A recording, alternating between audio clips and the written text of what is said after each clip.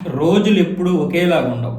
అన్యాయం ఎక్కువైపోతున్న కొలది ఇక ధర్మం తన పని తాను చేసుకోవడానికి ఏదో ఒక రూపంలో వస్తుంది. ఈ దేశాన్ని ఆనాటి నుంచి ఈనాటి వరకు కూడా కాపాడుతున్నది సనాతన ధర్మమే. ఆ ధర్మాన్ని సమూలంగా నాశనం చేద్దామని ప్రయత్నాలు చేస్తున్నటువంటి ఎంతో మంది నాయకులు కాలగర్భంలో కలిసిపోయారు. ఈరోజు పశ్చిమ బెంగాల్లో చూసుకున్నట్లయితే ఆ విధానమే ఉంది.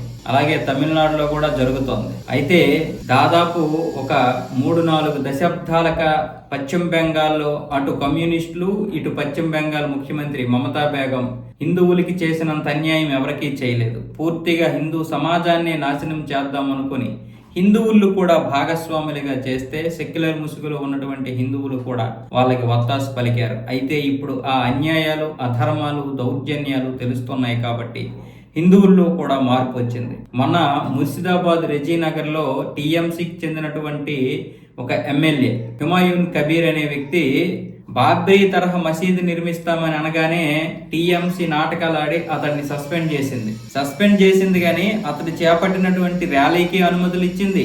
ఆ బాబ్రీ తరహా మసీదు శంకుస్థాపనకి అనుమతులు ఇచ్చింది. ఈ ద్వంద్వ వైఖరి ఇప్పుడు పశ్చిమ బెంగాల్లో ఉన్నటువంటి హిందువుల్ని మేలుకొల్పింది. ఆ తరువాత రోజే వెంటనే హిందువుల్లో కూడా మార్పు వచ్చింది. కలకత్తాలో ఉన్నటువంటి బ్రిగేడ్ పరేడ్ గ్రౌండ్ లో 5 లక్షల మందితో, అంటే 5 లక్షల మంది హిందువులు పంచలకోం కొంటే గీతా పాఠ్ అనే కార్యక్రమానికి పిలుపునిచ్చారు. అంటే 5 లక్షల మంది గొంతుతో గీతా పారాయణం చేయాలి అని 5 లక్షల మందికి పిలుపునిస్తే దాదాపు 7 లక్షల మంది ఆ గ్రౌండ్లోకి హిందువులు వచ్చి ముక్తకంఠంతో గీతా పారాయణం చేసేసరికి ఒక్కసారిగా ఆ ప్రాంతం అంతా దద్దరిల్లిపోయింది. బహుశా మమతా బేగం ఈ యొక్క షాక్ని ఊహించుండదు, హిందువుల్లో ఈ మార్పు ఊహించుండదు, హిందువుల్లో ఈ ఐక్యత ఊహించుండదు. అంటే ఇక మమతా బేగంకి మూడిందని చెప్పొచ్చు. ఎందుకంటే హిందువుల్లో ఇంత భారీ మార్పు ఆవిడ ఎప్పుడూ చూసి ఉండలేదు. ఎంతగా హిందువుల్లో మార్పు వచ్చిందంటే పక్క రాష్ట్రాల్లో ఉన్నటువంటి వారు కూడా వచ్చారు.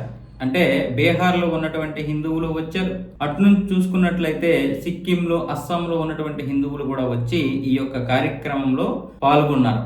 అంత దీనిగా చేశారు. అది అంటే ఆవిడ మీద అంత కోపం కంటే కూడా మించి ఇంకా ఎన్ని రోజులు భరిస్తారు?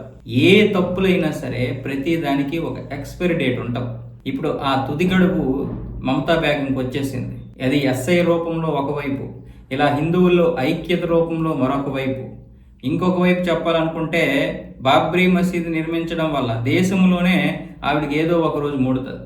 రేపు పార్లమెంట్లో కూడా ఒక్క ఎంపీ కూడా రానివ్వకుండా జాగ్రత్త వహించాలి మనం. హిందువుల్లో ఈ మార్పు రావడానికి ఆవిడ దుర్గా మందిరంలో కూడా మసీదుని నిర్వహించే ఏర్పాట్లు చేసిందంటే ఎలాంటి దుర్మార్గురాలది. కాబట్టి ఇలాంటి వారు ఉండకూడదు.